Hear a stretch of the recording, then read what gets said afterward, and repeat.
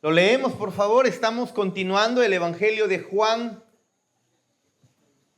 El Señor nos permite venir en esta noche a los versículos 27 al 40, aunque específicamente desde el 30 en adelante es que vamos a poner bastante atención, mucha atención. Pero desde el versículo 27, para entrar en contexto, es que vamos a leer, ¿sí? Muy bien, leemos la palabra de Dios y dice, versículo 27. Recuerden, estamos avanzando, ya hubo la multiplicación de los panes, Jesús caminó sobre el mar, ¿no es así? Y vean ahora lo que dice, trabajad entonces, no por la comida que perece, eso hemos visto la semana pasada. Trabajad no por la comida que perece, sino por la comida que a vida eterna permanece, la cual el Hijo del Hombre os dará, porque a éste señaló Dios el Padre. Entonces le dijeron, ¿qué debemos hacer para poner en práctica las obras de Dios? Respondió Jesús y les dijo, esta es la obra de Dios, que creáis en el que Él ha enviado. 30. Le dijeron, ¿qué señal pues? Le dijeron entonces, ¿qué señal pues haces tú para que veamos y te creamos? ¿Qué obras haces?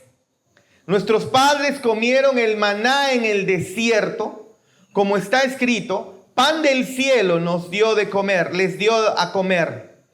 Y Jesús les dijo, de cierto os digo, no os dio Moisés el pan del cielo, mas mi Padre os da el verdadero pan del cielo.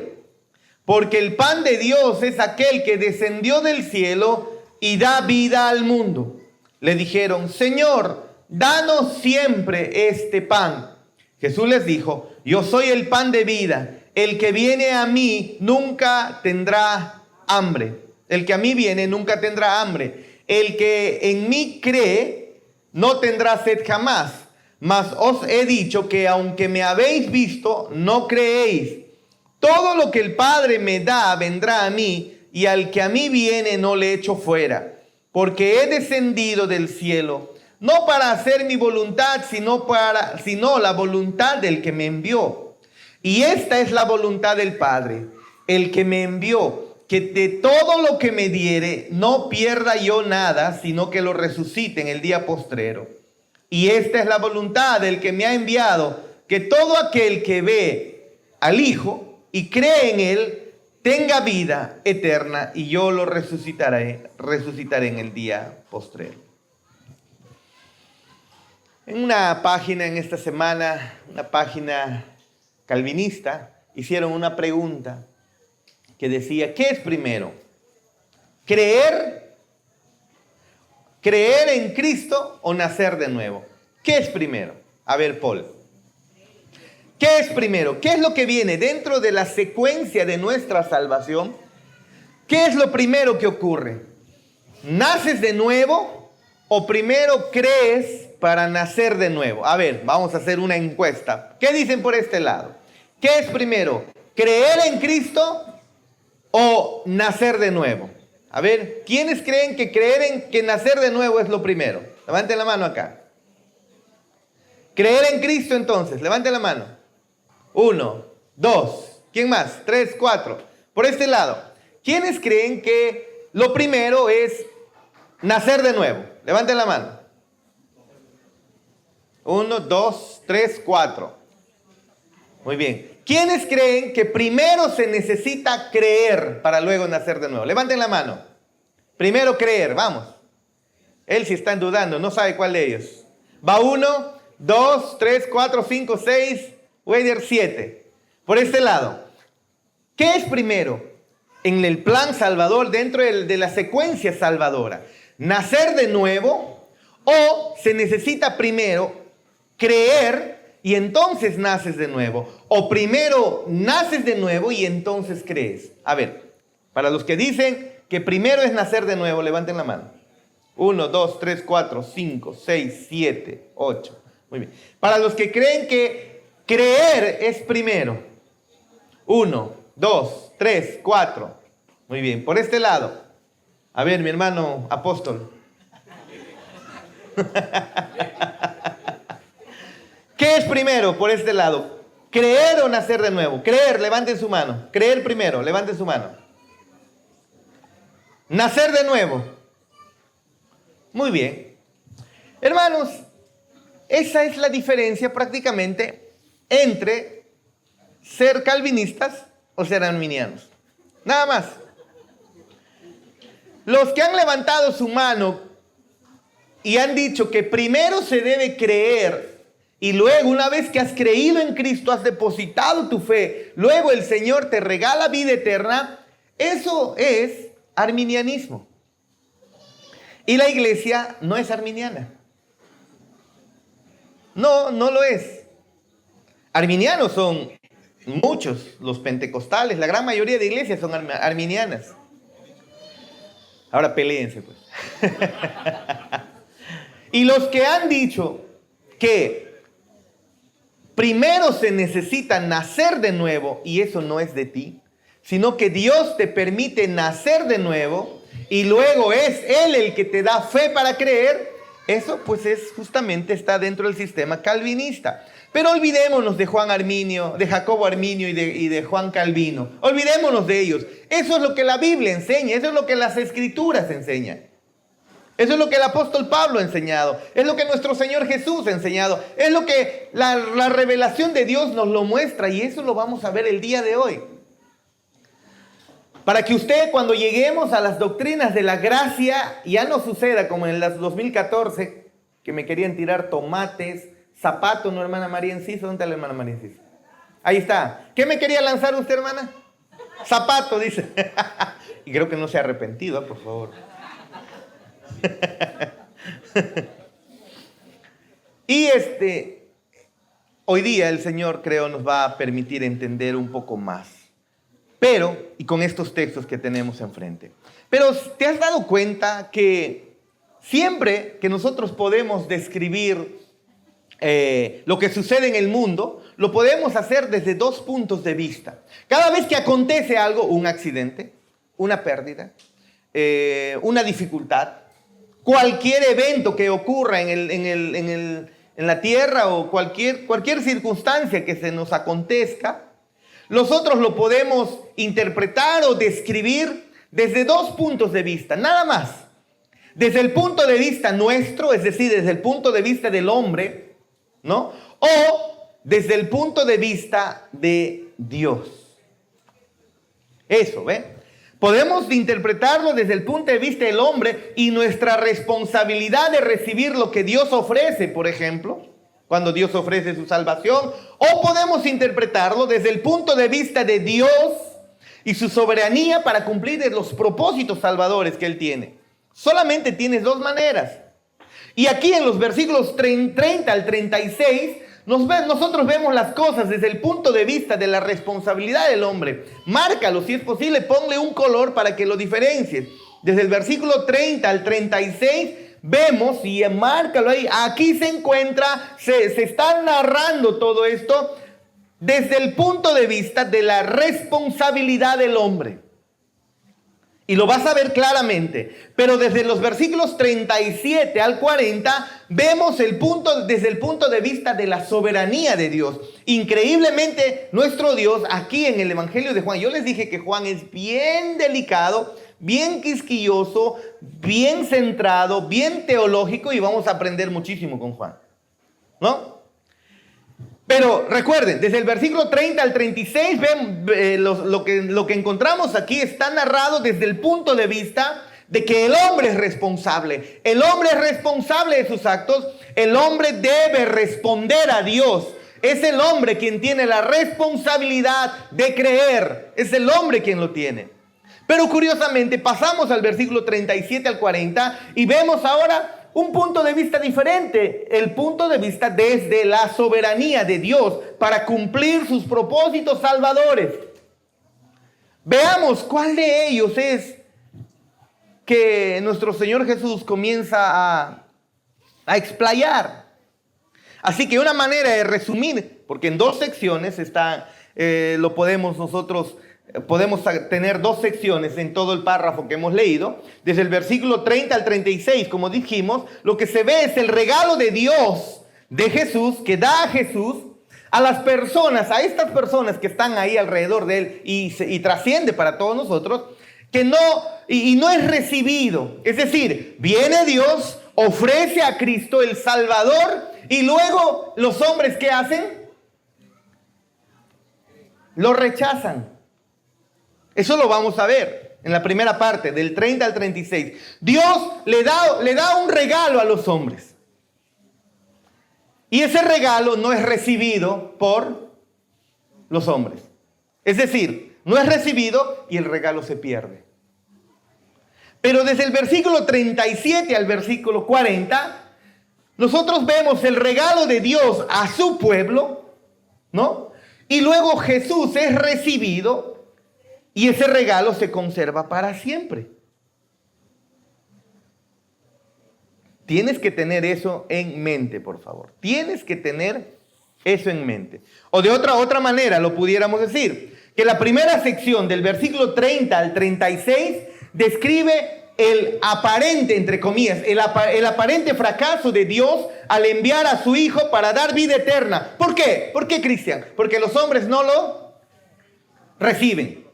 Dios ofrece salvación, Dios envía a su maravilloso Hijo. ¿Y qué es lo que hacen los hombres, Paul? Entonces Dios ha fracasado. ¿Sí o no? Pero desde la segunda sección del versículo 37 al 40 se describe maravillosamente el éxito increíble, maravilloso, invencible del propósito de Dios al dar vida eterna. Él da vida eterna y lo asegura con el enviar a su Hijo. Y esa salvación no se pierde, es vida eterna. Maravilloso. Así que el punto principal de estas dos secciones que nosotros tenemos aquí enfrente, cuando nosotros los ponemos juntas, es que el propósito de Dios de dar vida eterna a través de Jesús no falla y lo vas a poder ver. Y si el propósito de Dios de dar vida en Jesús no falla, entonces están cumpliendo sus propósitos. Y eso tiene que ver con la pregunta que te hice al principio. Pero veamos algunas cosas adicionales, maravillosas que tiene este texto. Veamos desde el contexto. En el versículo 26, recuerden ustedes, Jesús está hablando a la multitud, eso hemos visto la semana pasada. Él está hablando a la multitud que lo había seguido a través del lago de Tiberias, lago de Galilea, ¿se acuerdan ustedes? ¿Y por qué lo habían seguido? ¿Por qué estaban buscando a Jesús estas personas? Recuérdenlo. ¿Por qué estaban buscando a Jesús? Porque sus estómagos se habían llenado de la comida que el Señor les había dado. Jesús había multiplicado los panes, había multiplicado los peces, y entonces ellos se habían comido hasta saciar, dice el versículo 26, y ellos están buscando entonces a Jesús. Pero Jesús los conoce. ¿Por qué le están buscando a Jesús? Por la comida.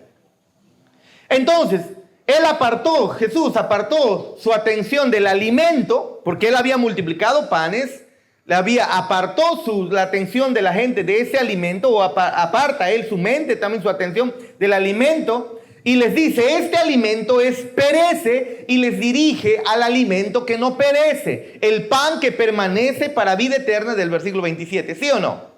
Al final, el hecho de multiplicar los panes no es mostrar solamente un Dios hacedor de milagros, sino que llevarlos a pensar, llevarlos a meditar, a reflexionar que el verdadero pan que da vida es del cual debemos alimentarnos. Y este pan que les acababa de dar les llena el estómago, pero muy pronto terminará en la letrina. Pero hay un pan que permanece para vida eterna, que si lo comen jamás tendrán hambre. ¿Y quién es ese pan? Nos muestra Cristo. Él mismo. ¿Ve? Luego en el versículo 29 dijo que la manera de trabajar, porque dice trabajen por el pan que no perece, es decir, tenemos que hacer algo, vean ustedes, la manera de trabajar por este alimento eterno es creer en el único que Dios ha enviado, Trabaja, dice, por el alimento que no perece. ¿Y qué significa trabajar por el alimento que no perece? Es creer en Jesús, el Mesías, el Hijo de Dios que murió en la cruz por nuestros pecados. Así que ahora, al entrar al versículo 30 al 31, Jesús está ahí con la multitud y la multitud le dice, ahora a Jesús, escuchen, ¿qué señal pues haces tú para que veamos si te creamos? ¿Qué obra haces? Nuestros padres comieron el maná en el desierto, como está escrito, pan del cielo les dio de comer. La multitud recordó las historias del libro de Éxodo, de Números, de Deuteronomio, cuando Dios en el desierto le proveyó al pueblo de Israel de un maná sobrenatural, un pan del cielo sobrenatural. Ellos estaban caminando en el desierto, iban a morir de hambre, y lo que Dios les dio a ellos sobrenaturalmente todos los días hacía llover, dice, y sobre los campos quedaba esparcido una especie de pan que se le llamó el maná, pan del cielo le llamaron. Es decir, alimento que vino del cielo. Ellos lo juntaban y eso lo comían. Pero escuchen, eso ocurría diariamente. Y entonces ahora están los discípulos, las personas, las multitudes que vieron a Jesús hacer milagro, el milagro de la multiplicación de los panes y de los peces, se han llenado su vientre, han llenado sus estómagos, y luego al día siguiente están buscando a Jesús, y Jesús sabe que lo están buscando por alimento, nada más. Y Jesús les dice, trabajen por el alimento que no perece, es decir, crean en mí, eso es lo más importante. Y luego estos hombres, seguramente piensan, es algo que me lleva a pensar así, que estos hombres recordaron que con Moisés constantemente tenían maná, alimento diario. Ellos atribuyeron a Moisés que Moisés oraba y Moisés hacía descender alimento del cielo para el pueblo de Israel casi por 40 años. Entonces pienso que le hacen esta pregunta a Jesús de esa manera. O sea, Moisés nos dio de comer pan diario. Si tú eres de Dios, si tú quieres que te creamos, pues haz lo mismo. Danos alimento diario. Con eso en mente, lee el versículo 30 al 31. Dice, ¿qué señal pues haces tú para que veamos y luego te creamos? ¿Qué obras haces? Espérate, ya había convertido el pan. Ya había multiplicado panes y peces.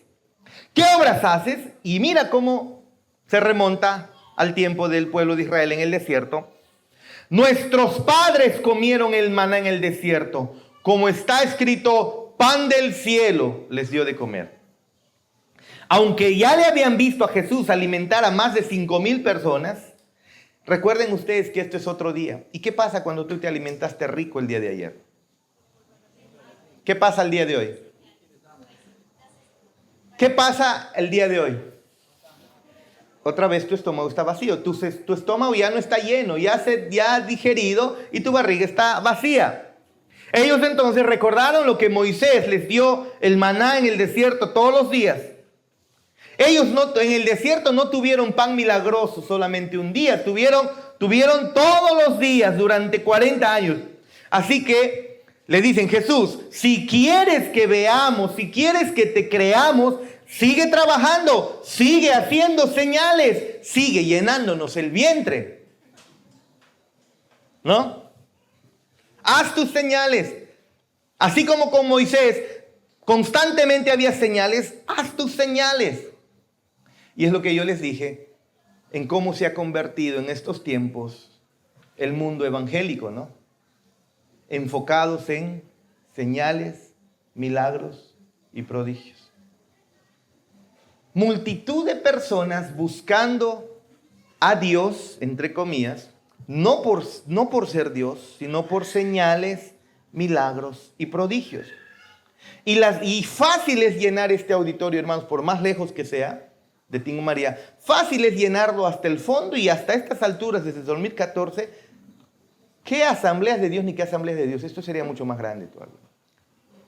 Porque en poquito tiempo, para el 2010, en 2 años, creo que esta iglesia ya tenía más de 350 personas. De solamente 2, 3, 4, 5 personas el 2008. Un crecimiento exponencial. Para el 2013, habían casi 500 a 600 personas. Yo te pregunto, ¿con qué venían eso? Luz. Buscando señales, milagros, prodigios.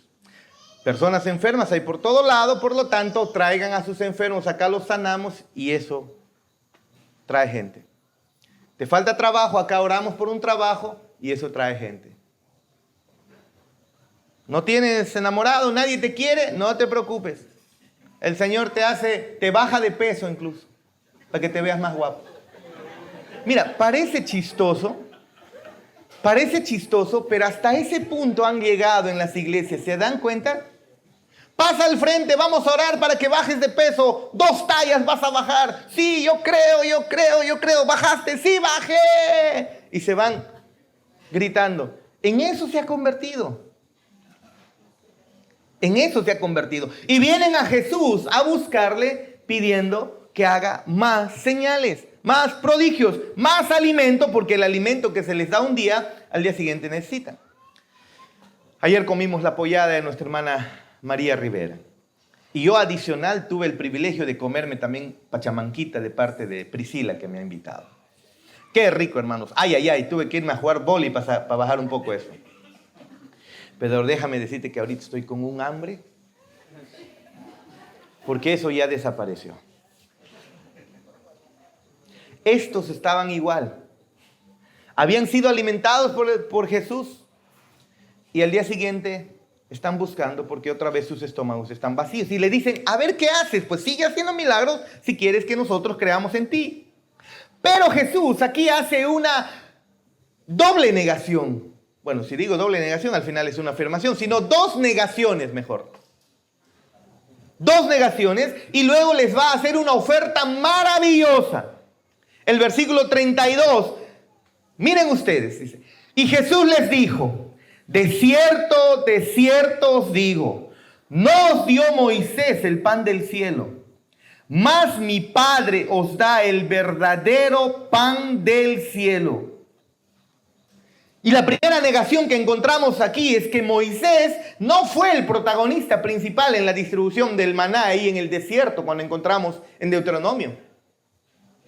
No fue Moisés, fue, y Jesús dice, mi Padre. Mi Padre fue quien les dio el maná del cielo. No fue Moisés. Moisés fue levantado como líder en el desierto, pero quien les dio el maná en el desierto es mi, dice. No dice fue el Padre o fue Dios. Dice mi Padre. Les dice, perdón, Cristian. El Padre de Jesús fue el protagonista. No fue Moisés quien nos dio el pan del cielo, sino fue mi Padre, dice Jesús. No fue Moisés, primera negación. Y la segunda negación sigue en el versículo 32. Es que el pan que dio por medio de Moisés no era el punto principal del milagro, sino que apuntaba a algo más grande. En el desierto ellos se alimentaron de pan del cielo, físico. Pero esto apuntaba a la existencia de un verdadero pan del cielo, es decir, Cristo.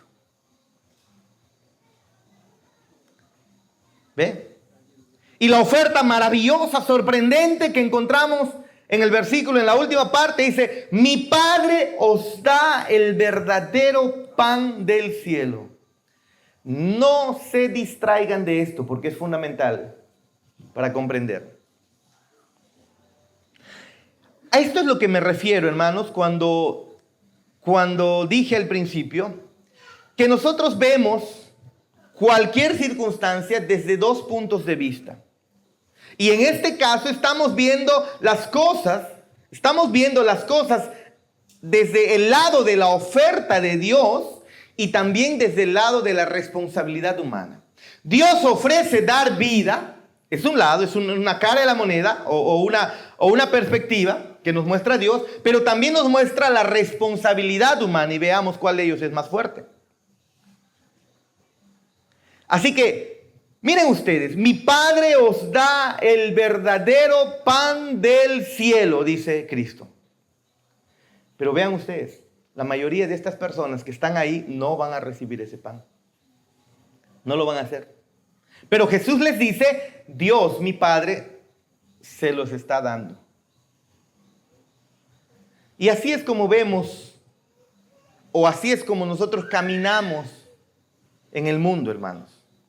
Así es como nosotros le hablamos al mundo. Es por eso que a pesar de que conocemos que Dios es soberano, nosotros les decimos al mundo, les decimos a ustedes mismos, yo como predicador, usted también como predicador en su casa o por donde va caminando, usted le dice al mundo que Dios nos ha dado el pan de vida. Es decir, el Padre ofrece a Jesús, es gratis, toma, cómelo.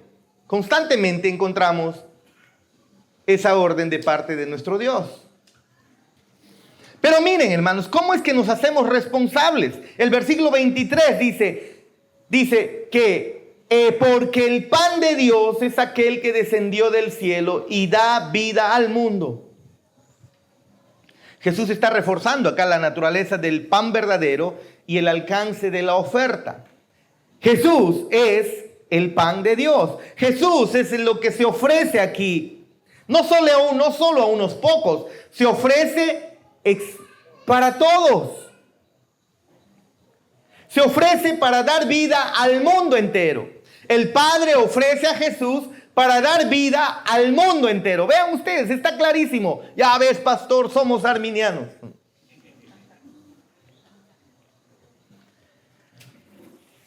Es el pan de Dios y se ofrece para todos. Baja del cielo y ese pan que baja del cielo da vida al mundo, dice. Es decir, a todos.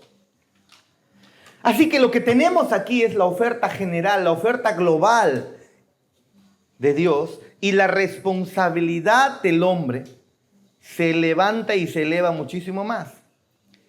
Porque al hombre se le da la responsabilidad de creer, de ver, de comer el pan de Dios. ¿Sí o no? ¿Está claro o no? Claramente Dios provee el pan del cielo y luego dice, cree, cómelo, recibe el pan de Dios que es Jesús, que es creer en Jesús. ¿Sí o no? Es casi similar a Juan 4:15 cuando esta mujer en el pozo dice, Señor, dame de esa agua para que yo no tenga sed ni tenga que venir a sacarla. Y en el versículo 34 les dicen a Jesús, Señor, danos siempre de ese pan. Queremos ese pan siempre. Danos de ese pan. Haz como Moisés, sigue dándonos el pan diario, el pan constantemente, el maná que llena nuestros estómagos. Dalo siempre porque Moisés lo hizo a diario. Jesús, tú también hazlo diario, le están diciendo a Jesús. Si se percatan, Dios está dándole la responsabilidad al hombre de que reciba a Jesús, crea en Él y tengan vida eterna. ¿Se dan cuenta? Pero tristemente te vas a dar cuenta también que a pesar que Dios lo ofrece al mundo, es un desperdicio porque el mundo lo rechaza. ¿Y ustedes creen que Dios va a desperdiciar su pan? ¿Creen eso? ¿Creen eso? No lo va a hacer. Así que Él nos va a mostrar algo maravilloso, hermoso, glorioso. Y finalmente, por primera vez, Jesús explícitamente en el versículo 35, ahora está hablando de sí mismo y dice, Jesús les dijo, yo soy el pan de vida. Yo soy. No es el pan que les multipliqué. Soy yo el pan de vida. El que a mí viene nunca más tendrá hambre. Y el que en mí cree no tendrá sed jamás. Él es el agua viva. Él es el pan de vida. ¿No es así? Pero este texto nos muestra dos verdades maravillosas. Primero, Jesús es el objeto de nuestra hambre y de nuestra sed. Pero también Jesús es la naturaleza de nuestra fe salvadora. O Jesús es el que al final nos provee de fe salvadora a través de su sacrificio. Y él lo que está haciendo es revelarse a nosotros como el tesoro supremo de nuestras vidas. Dice, yo soy el pan de vida. El que a mí viene no va a tener hambre más. Y el que en mí cree no va a tener sed nunca más. Ahora, eso no significa que el hambre y la sed de nuestras almas no surjan todos los días. Todos los días nos afligimos. Todos los días nuestra alma comienza a sentir el hambre y la sed espiritual. Entonces, ¿qué significa? Significa que ahora sabemos para qué sirven. Ahora sabemos a dónde recurrir cuando nos sentimos con hambre en el día a día, cuando nos sentimos con sed. Yo espero que estar dejándome entender. Cuando me refiero a hambre y sed, es las necesidades del alma que tienes. Las necesidades espirituales. Ahora sabemos por qué las dificultades nos llevan a la más profunda angustia y desesperación. Es para que entiendas que en esa necesidad tú corras a Jesús, porque en Él es a quien debes acudir para comer y para beber y saciar tu alma, y lo debes hacer todos los días. Nosotros ahora ya sabemos a estas alturas, después de varios sermones, qué es comer y qué es beber. ¿Qué es comer y qué es beber? Creer en Él. Bebemos a Jesús, comemos la gloria de Jesús, nos satisfacemos de quién es Jesús, eso es. Y hay un suministro infinito que cuando mañana sientes hambre, corres a Jesús y otra vez encuentras satisfacción. Pero déjame decirte, todos los días tenemos hambre y por lo tanto todos los días tienes que venir como los hombres en el desierto a encontrar el maná del cielo. El maná del cielo, el verdadero maná del cielo está disponible para que todos los días cuando sientas hambre, vayas y comas. Y cuando lo comas verdaderamente, entenderás que nunca más tendrás hambre. Serás saciado eternamente. Porque hemos sido creados para eso. Hemos sido creados para comerlo y para beber de él. Hemos sido creados para disfrutar de su carne y disfrutar de quién es él. Beber de quién es él.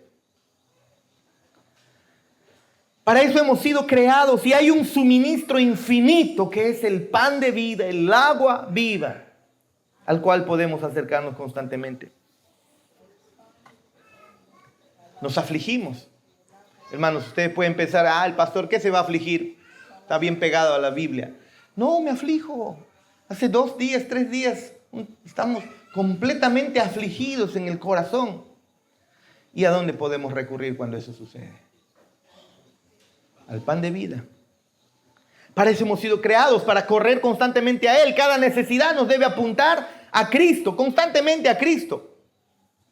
Fuimos creados para admirarlo, fuimos creados para creer en Él, para disfrutar de Él. Todos los demás tesoros, todos los demás placeres apuntan a eso, apuntan al final para que puedas reconocer que Jesús es el fin que satisface todo anhelo. ¿Tienes anhelos de familia? ¿Tienes anhelos de éxito? ¿Tienes anhelos de quitar la soledad de tu vida, de repente de una compañía? ¿Anhelos de trabajo? ¿Anhelos de educación? ¿Anhelos de todo tipo pueden haber? Pero al final de cuentas tú encuentras que el único que puede satisfacer todo anhelo es Cristo.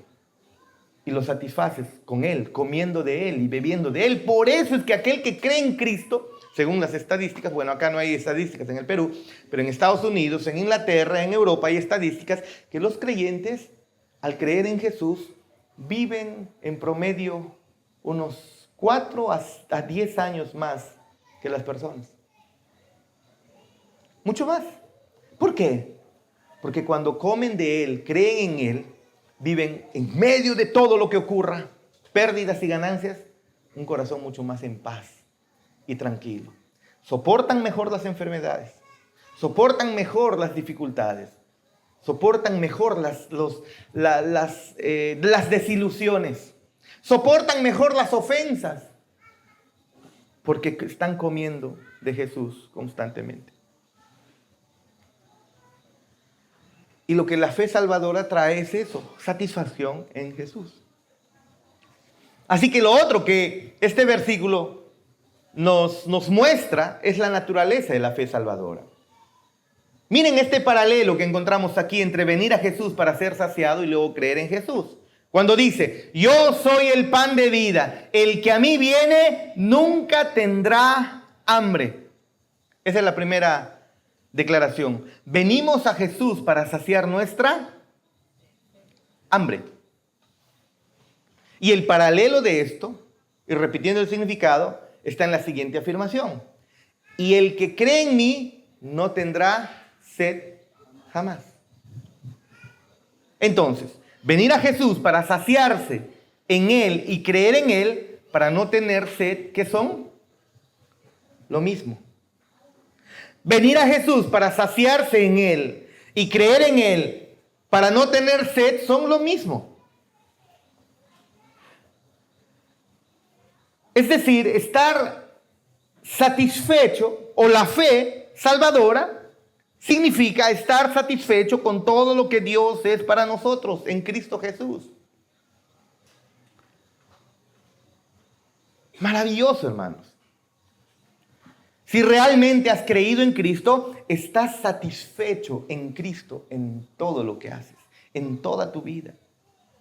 ¿Te das cuenta que alguien pueda comenzar a vivir de esa manera, hermanos? Satisfecho.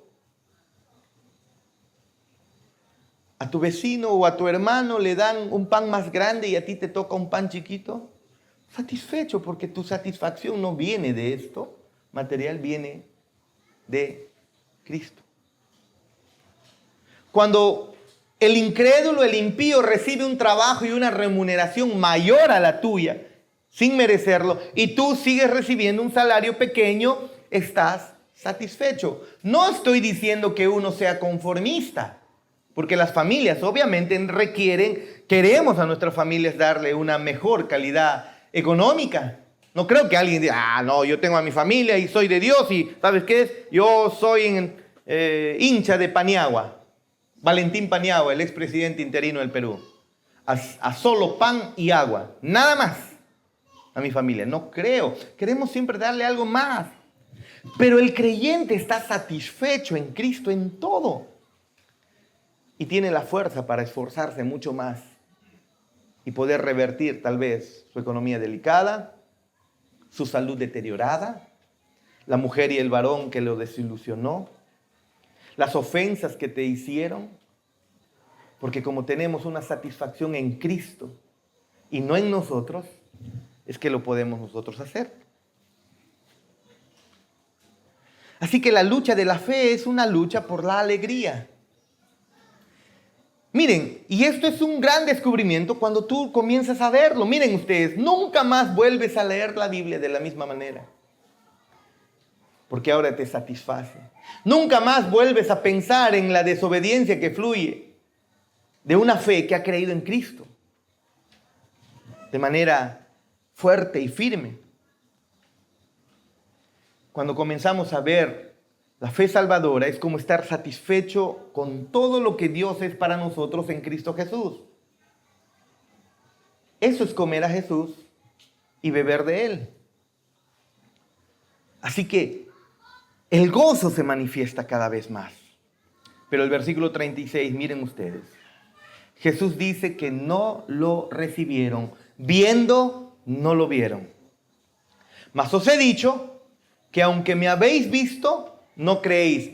Vean ustedes, que el Padre ofrece el maná del cielo a todo el mundo y el mundo ¿qué hace? Lo rechaza. Si te das cuenta, esto es un desperdicio. Entonces Dios ha fracasado. Viendo no vieron y no creyeron, es decir, no vinieron y no comieron hasta saciarse de quién era Jesús. Solamente estaban buscando alimento físico. Así que aquí termina la primera sección que les dije, la primera parte de la responsabilidad humana. Cuando vemos que Dios ofrece a Cristo un regalo maravilloso, pero al final es rechazado. ¿Te das cuenta? Así que si tú me dices que lo que primero se necesita para ser salvo es creer, necesitas que te prediquen el evangelio y luego, una vez que te lo ofrecen, tienes la responsabilidad de creer. Aquí encontramos que cuando se les ordena creer a los seres humanos ¿qué hacen? Lo rechazan. Así que no puede depender de que tú en primer lugar creas, porque tú no vas a creer, tú vas a rechazar. Dios ofrece su pan, Dios ofrece a su Hijo, se lo ofrece a su pueblo, a los suyos vino y los suyos ¿qué dice Henry? No lo recibieron.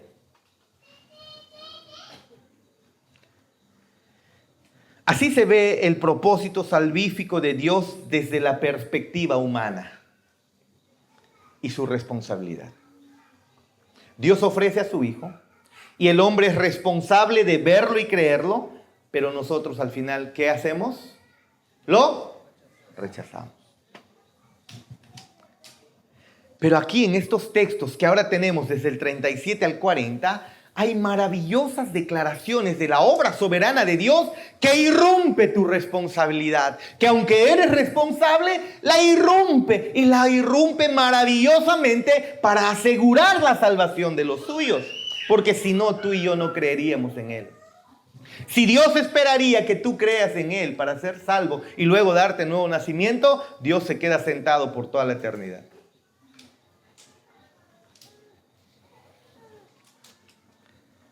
Pregunta: ¿ha fracasado entonces el propósito salvador de Dios para el hombre? ¿Qué cree usted? No ha fracasado. Y los versículos 37 al 40 explican claramente que no es así. Vean ustedes, Dios es soberano sobre toda la obra de salvación de una persona y no va a permitir que sus propósitos finales para nadie fracasen. Si Él ha decidido salvarte, nadie podrá cambiar eso. Y lo primero que vemos aquí, miren ustedes, el versículo 37, que Dios entrega a sus elegidos a Jesús.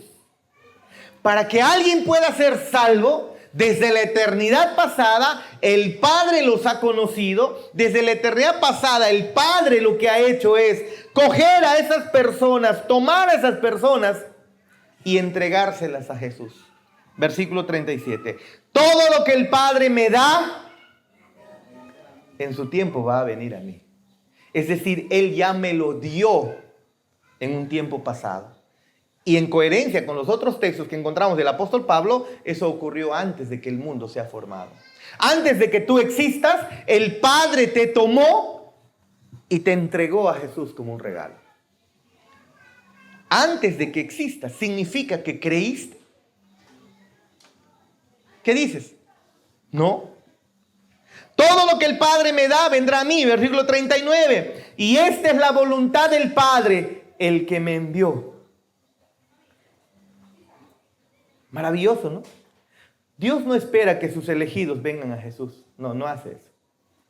Dios no espera que aquellos que van a ser salvos, a ver, los que van a ser salvos, vengan. Hermanos, aquí mismo hacemos esto, miren. Todos los que están atrás, vengan. Y siempre se quedan muchos.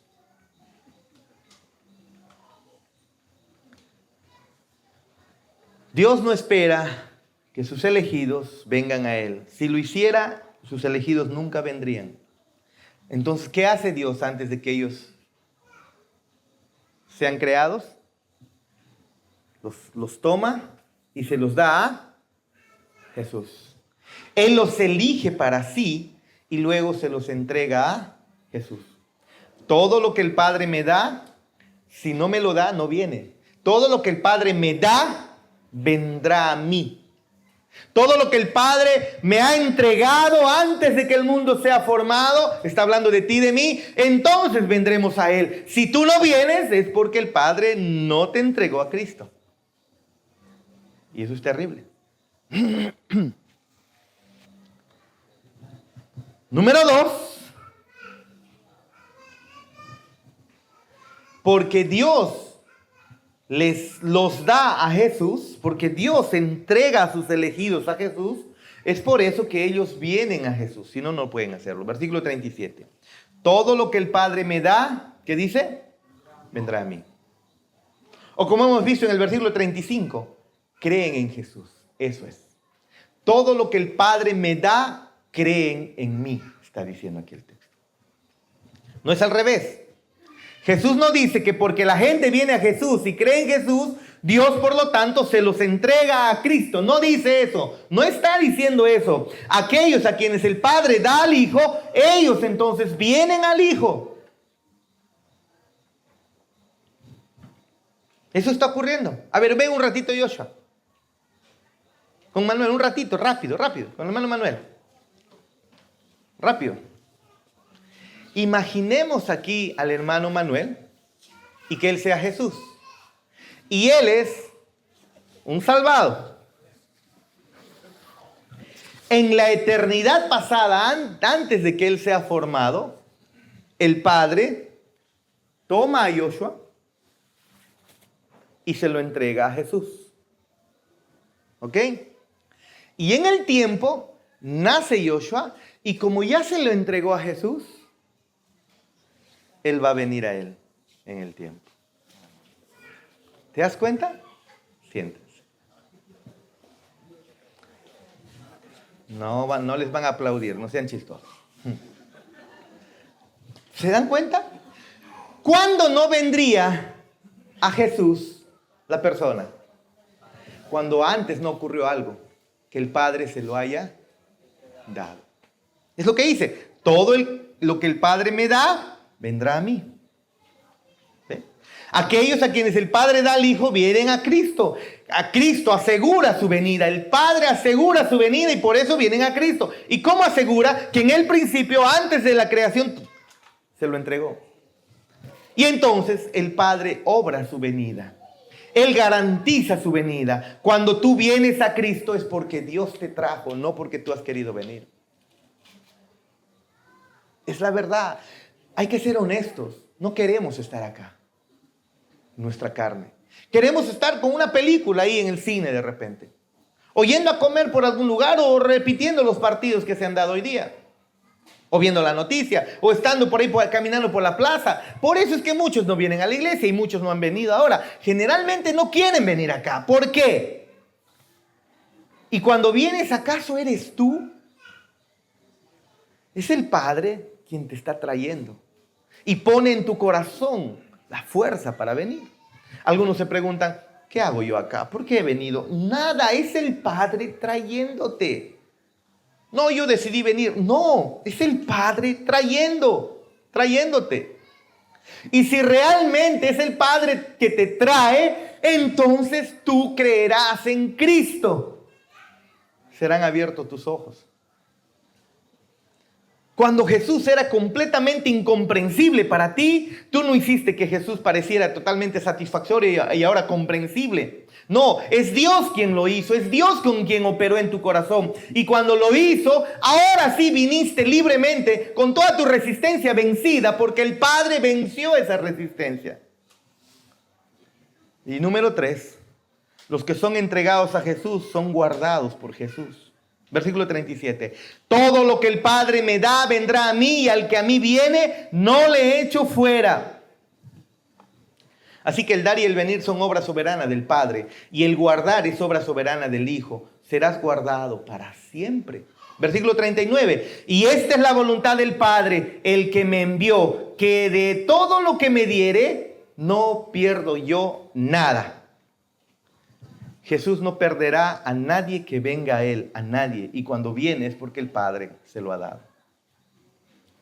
Si el Padre nos da a Cristo, por lo tanto nosotros ahora venimos a Cristo. El Hijo ahora nos tiene en sus manos y nunca nos rechazará y nunca nos perderemos. La vida que tenemos en el Hijo es, como dice en el versículo 40, vida eterna. No es vida temporal como piensan nuestros amigos los pentecostales.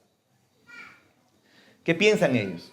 Que un día vienes a la iglesia, el Señor te da vida eterna. Mañana tropiezas en un pecado ya perdiste la vida eterna. Te vas al mundo y ya estás fuera. Ya Dios, ya Cristo te perdió. No dice eso el texto.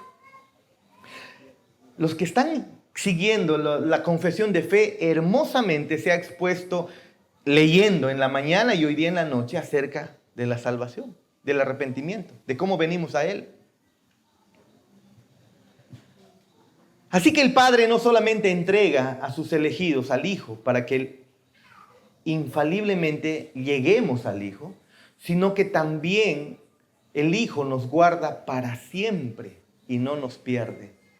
Si realmente has creído en Cristo, tú no te vas a perder. Puedes haberte desviado un tiempo, puedes haberte alejado un tiempo, pero si has creído en Cristo de verdad, tarde o temprano Él te hace regresar.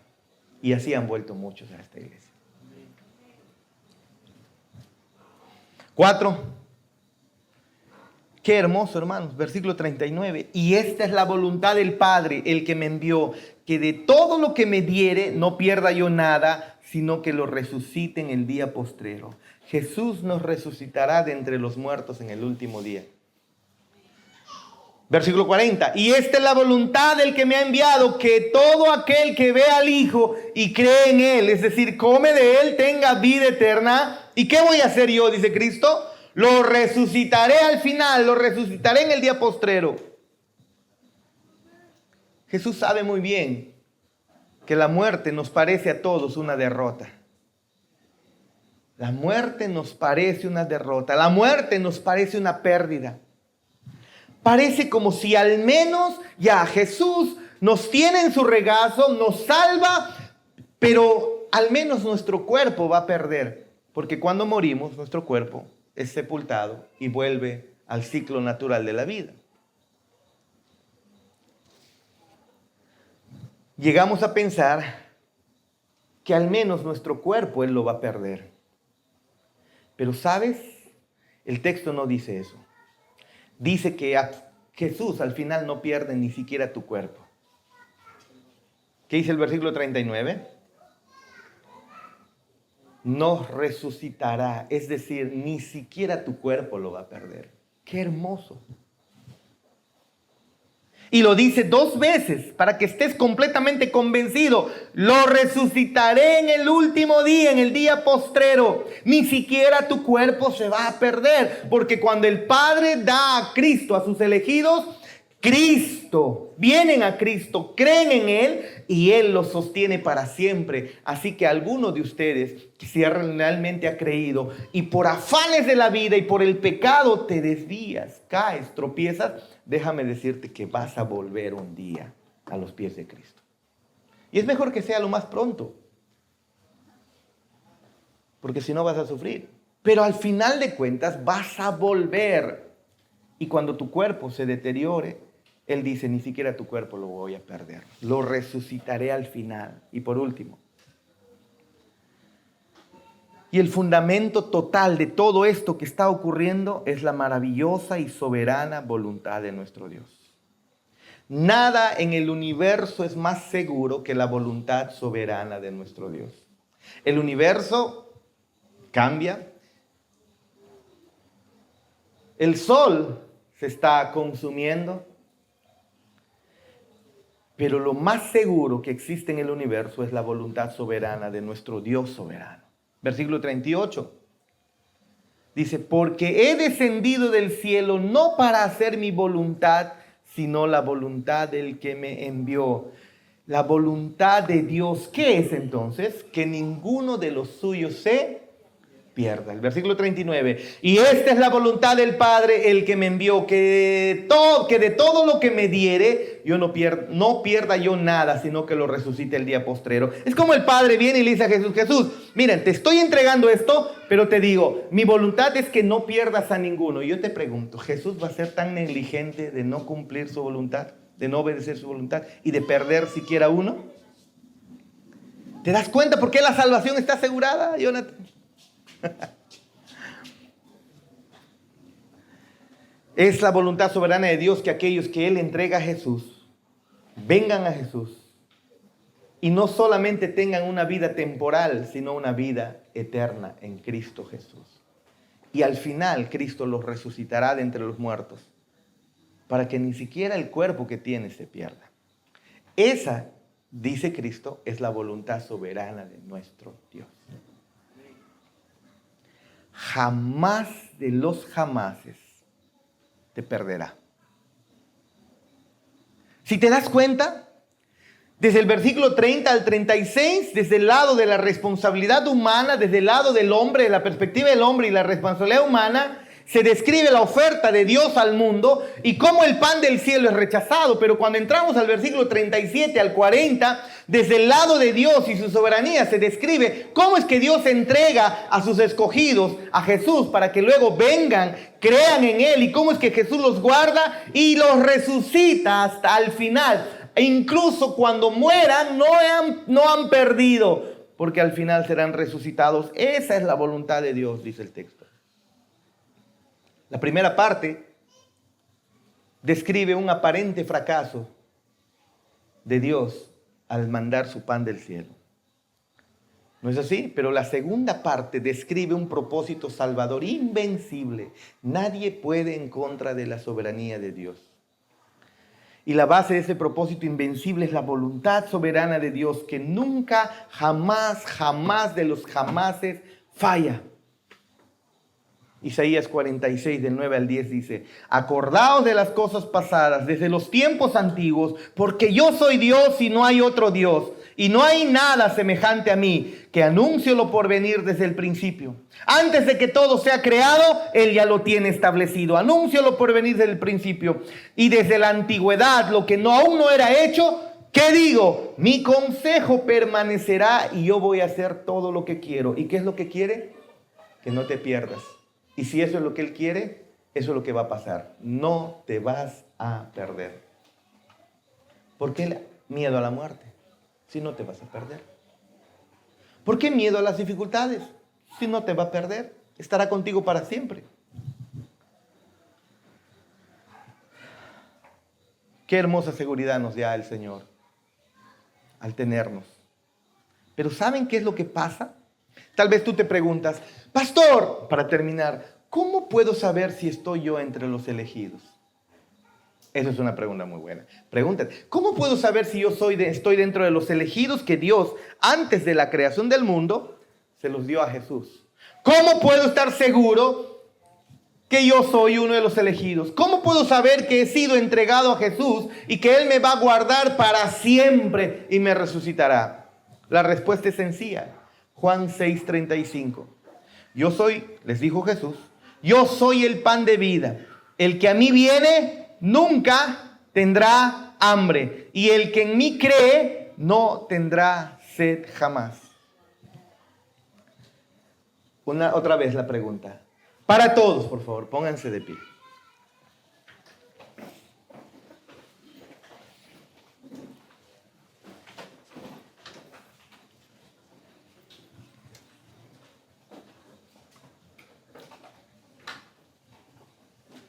Para todos.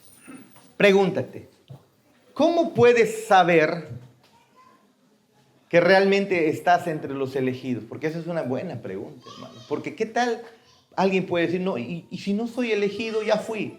¿Cómo saber si soy elegido? La Biblia dice que los elegidos vienen a Cristo. Miren, los elegidos, ¿qué hacen? Significa que cuando Él te llama al arrepentimiento, ¿tú qué haces? Respondes, vienes a Él. ¿Qué pasa si en esta noche escuchas la voz de Dios, no digo audible, sino a través de su palabra, que te dice: arrepiéntete de tus pecados, ven a creer a Cristo, ven y cree en Cristo y serás salvo? ¿Qué pasa si tú no lo haces? Déjame decirte que los que lo hacen son aquellos quienes el Padre le entregó desde antes de la fundación del mundo. Claro que tienes una responsabilidad. Claro que tienes una responsabilidad de venir a Dios. Si tú no vienes a Cristo, estás demostrando que estás condenado. Pero cuando tú vienes a Cristo, estás demostrando que realmente el Padre desde antes ya te ha preservado. Si vienes a Él, estarás demostrando que has sido entregado a Cristo. Y si el Padre te ha dado al Hijo, vas a ser guardado. Y si vas a ser guardado, serás resucitado al final de los tiempos, aun cuando tu carne se deteriore. La oferta de nuestro Dios en esta noche es: ven, arrepiéntete de tus pecados, cree en Cristo y Él guardará tu alma para siempre. Puedes salir de aquí hoy teniendo vida eterna, verdadera vida eterna, y eso jamás será perdido. ¿Qué tienes que hacer? Pedir perdón por tus pecados. Padre, en el nombre de Jesús, perdóname todos mis pecados. Creo realmente que enviaste a tu Hijo Jesús, quien es Dios, a morir en la cruz. Y pagó mi culpa en lugar mía. Su sangre derramada limpia todos mis pecados y creo en Él para siempre. Si tú haces eso, que es algo tan simple y sencillo, estás demostrando que el Padre, desde antes, te ha entregado a Jesús. Si eso no haces hoy, preocúpate.